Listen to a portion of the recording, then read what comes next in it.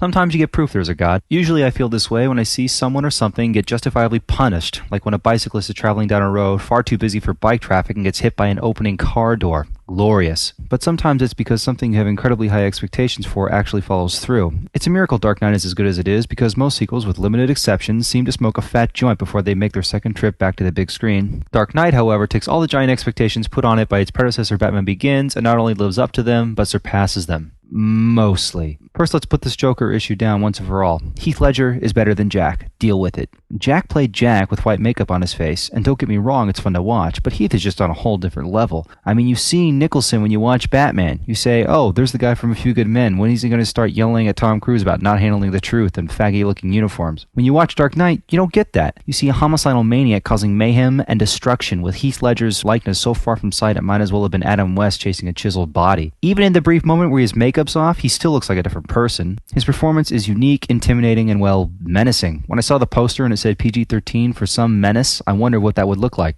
Now I know. The other players do their part. Bale's Bruce Wayne and Batman are spot on. And by the way, if you're one of the morons who can't see past his voice, who can't see that his voice is that way for a reason, like, say, I don't know, to mask his identity, then please do us all a favor and just go watch something more on your level, like the Spider-Man movies, or Fantastic Four, or the Hulk. You know, something terrible and meant for kids and not adults. Michael Caine is as English as teen crumpets with bad teeth, and Gary Oldman's soft-spoken and overly caring Jim Gordon was perfect until he died, and then he came back. Damn, that was lame, and I was just starting to believe in God again. That was by far the worst part in the entire movie. It was such a gimmick. It doesn't add anything to the story. It's like a bad magic trick in the middle of a company meeting, one that involves a pencil in the eye, except you're not laughing because the face getting penetrated is yours. After he came back to life, I kept asking myself what the point was. Sure, it was surprising, but in a cheap way.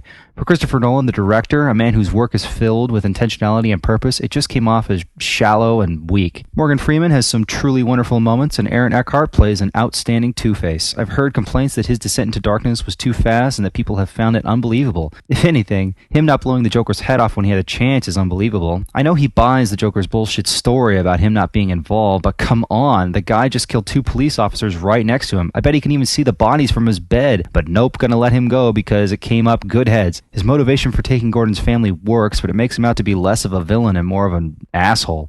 Lastly, there's Miss Gyllenhaal. Now, when it was announced that Katie Holmes wasn't going to reprise her role as Rachel Dawes, I had mixed feelings. On one hand, I thought Gyllenhaal was a vast improvement. But on the other, I'd much rather prefer the integrity of the series be upheld by keeping the same people involved, even if one of them does talk more out of the side of their mouth than Stephen Hawking. When Gyllenhaal was blown up, I was genuinely sad, which means that their move to switch actresses was probably a good thing, because if Katie Holmes was strapped to a chair wired with hundreds of barrels of gasoline, I probably would have stood up and cheered when she had been blown to bits. Yeah, take that, you placenta-eating Scientology fucking Dawson Creek's reject. Hey, maybe next time you won't listen to your lunatic husband when he tells you to ask for more money when you turn down a role for the second highest grossing film of all time. There were also a few other moments that just didn't make sense. Joker kills Gamble instantly by cutting his cheek. Are there major organs or some vital artery there that I don't know about, or am I just missing something? Batman saves Rachel by landing on the roof of a car, which is apparently a large pillow shaped like a car. And by the way, the Joker, who hasn't been stopped in any way, shape, or form, is still up in Bruce's penthouse with 6 of his men in a room full of guests. Where's the explanation about how he gets out? I was expecting Batman to look up and see a flurry of bodies raining down on him. That, or maybe Joker taking a leak. Despite some of the issues I brought up, The Dark Knight is a fantastic movie, and far and away the best Batman. What makes it work is it's a good movie first and a Batman movie second. This is the formula Nolan and company applied to Batman Begins, and it rings true with Dark Knight. But even though it aims for the fence and takes an admirable swing for a grand slam, it ends up hitting an exciting but less impressive triple play. As far as trilogies go, it's a definite contender for the best ever. Let's just hope that Batman doesn't go crazy in the third one and start talking to multiple versions of himself, team up with a group of cuddly critters to defeat the mob, or move his hair to the side and do a stupid dance down the streets of Gotham to show everyone how much of a douche he is. Raimi.